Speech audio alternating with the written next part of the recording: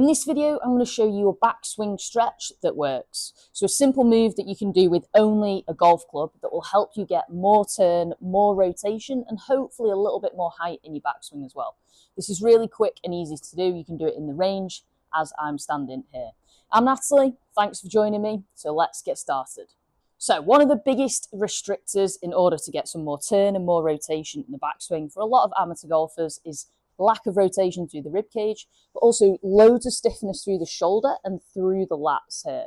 So this stretch is going to work the lead shoulder. So if you're a right-handed golfer, we're talking about your left shoulder, left side of your rib cage and lats. And obviously if you're a lefty, this is going to be your right shoulder. You're going to do this in reverse. So I'm going to start with my wedge. Ideally a shorter club is better.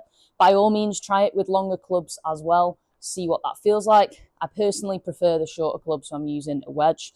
Also, just going to pre-apologise, it's mega windy and I can see the camera rocking around a bit, so I will do my best to try and stabilise that as we go. So you've got your wedge. You're going to set up in normal setup posture. What I'm going to do to start with is I'm going to take my left hand underneath, so my lead side, the side we're stretching, and I'm going to put my right hand on top, and I'm going to start with a fairly close grip because that's going to give me a bit of control on the club. So as we make the stretch here, we're going to really ignore the right hand side. The right hand side's not going to be in a completely natural backswing position. It's the left that we're looking to stretch. So left underneath, right on top, so a knuckles and a palm, and all you're going to do, flip them over. So now you can see the logo on my glove here, you can see my watch, and now my right hand is underneath and both my forearms are touching in that kind of cross motion. So all I'm going to do, I'm going to stay looking where the ball would be in front of me and create what is a natural backswing. So I'll rotate nice and smooth and just hold my position at the top here.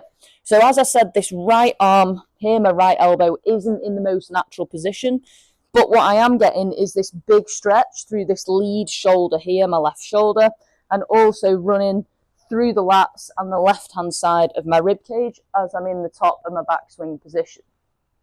So while we're up here, what we're looking for is to hold this for about ideally 5 to 10 seconds where you can really feel the stretch and you're looking at the ball. You're going to relax that position off and just start again. So you don't have to do the flip every time. If you want to, you feel like it resets you, you can. If not, you can just stay in that grip here. So right hand underneath me, left hand on top where I've flipped over. Got that cross and my forearms touching.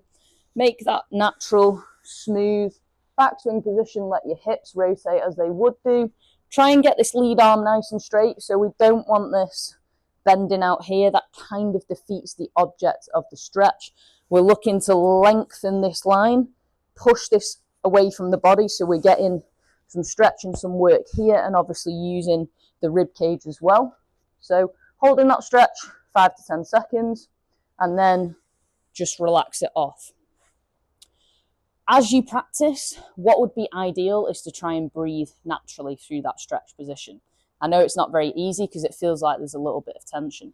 But if you can start to breathe naturally as you go, you'll expand the rib cage and create more room for the stretch, therefore enhancing that stretch position as we go along.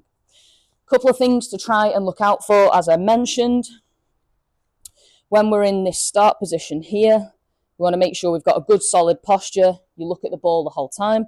So we don't want to start and sway off the ball here, where obviously then my eye line is completely changed.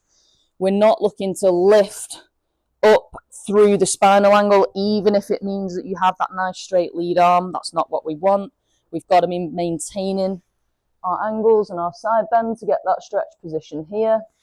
And as I quickly mentioned, lastly, we don't want to be breaking this lead arm. That really defeats the object of this particular exercise, but also in terms of our backswing, because we want to be creating these wide angles here. We don't want to be losing width, breaking that lead arm, and getting the club really narrow to the body. This video is in association with GX golf gloves. Quality golf gloves that you can get at way cheaper prices. Worn by elite amateurs and tour players all over the world. So if you want to save yourself some money, get on the GX website, and at the same time, you can use my code PRO10 for 10% off. So if you feel like your backswing has been particularly short, or you're seeing that lead arm really collapse quite a lot as you're making that backswing position, this is a stretch you definitely want to try. As you can see, it's really quick, really easy to implement. If you're in a range setting like this, I'd be looking for something maybe like 3 to 5 reps, taking your time, really concentrating on the technique, aiming to hold each rep for at least 10 seconds if you can. If that's a struggle, start yourself at 5, build your way up to about the 10-second mark. Then you can also practice this at home. This can be a little homework that you maybe do once a night, once in the morning, once during the workday, just to break it up a little bit. The more you do it, the more free you will feel over this lead shoulder, through this lead side of the rib cage, and ultimately the more turn and rotation you're going to get in time as well. Definitely try it. This is one of my favourites. It's so easy and incredibly effective. Thanks again for joining me on my channel, watching this video with me. As always, I really appreciate you being here, taking the time to watch my videos. If you enjoyed it, hit the thumbs up button for a like. If you didn't, don't hit the thumbs down, don't want to know that. And of course, you can share this channel with your golfing friends as well. If you have any ideas or topics you would like to see covered in future videos, let me know in the comments. If not, I will see you next time with a brand new video.